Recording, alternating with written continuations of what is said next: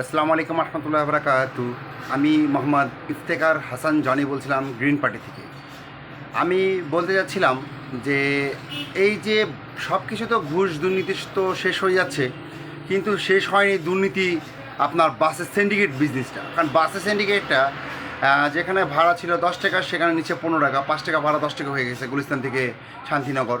যে যাই হোক, এখন তো স্টুডেন্ট ভাড়াও তারা সহজে মানতে চায় না, কার্ড দেখতে চায় বা হয়রানি করে। আমি এটা বলতে চাচ্ছি যে দুর্নীতি সব শেষ হলে বাসের মধ্যে এই আস্তে আস্তে যদি আপনার পাবলিকরা সিটিং করে যদি চলা হয়, বাসের মধ্যে লোকালভাবে সার্ভিস না দেওয়া হয়, তাহলে মোবাইল চুরি হবে না। আর মোবাইল চুরির কারণটা হলো একটাই, বাসের মধ্যে ভিড় হওয়ার থাকার কারণে মোবাইল চুরি হয়।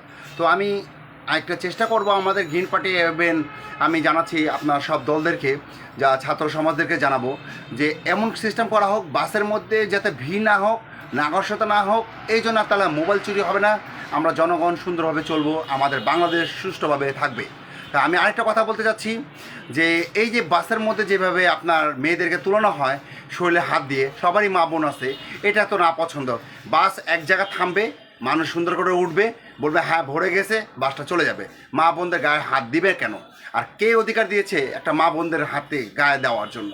আমি মনে চাচ্ছি যে এইভাবে যদি সমাজ চলে তাহলে আমাদের ইসলামটাকে ঠিক থাকবে। আমরা ধর্মভাবে যেইটাই হোক, ইসলাম হিন্দু ধর্ম যেইটাই হোক না কেন, আমরা বাসদেরকে বলবো ভাই আস্তে করে থামাও, মহিলারা উঠতেছে, আর শরীরে যাতে কেউ টাচ করবে না, আর বাসের মধ্যে কোনো ভিড় থাকবে না, তাহলে মোবাইল আর চুরি হবে না। এইভাবে আমাদের বাংলাদেশ আগাবে। আমি আশা করি আমাদের দৃষ্টিমূলক এই বক্তব্যটা সবাই শেয়ার করবেন এবং গ্রিন পার্টি থাকার জন্য অশেষ ধন্যবাদ। আসসালামু আলাইকুম রহমতুল্লাহ বারাকাতুহু।